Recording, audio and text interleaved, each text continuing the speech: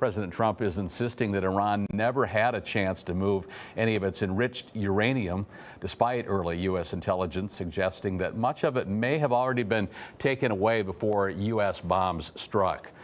Iran's supreme leader now responding publicly. ABC's Zareen Shah has that.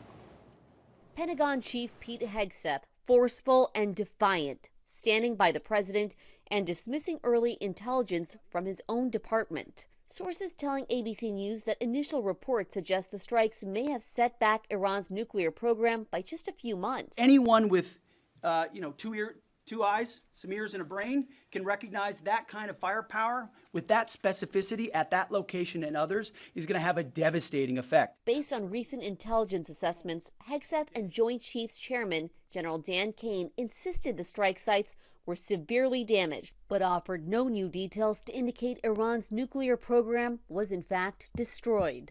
Intelligence sources say Iran had already moved at least some of its near weapons-grade uranium before the bombs ever hit.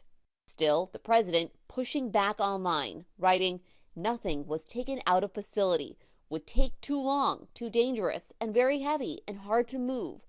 Senators emerged from a classified briefing on the U.S. bombing of Iran's nuclear facilities, sharply divided along party lines, with the Republicans backing the strikes as a major setback for Iran's program, and Democrats casting doubt on the president's claims, saying the damage is far more limited. I think little more than political spin from Secretary Hegseth. And tonight, new questions about diplomacy.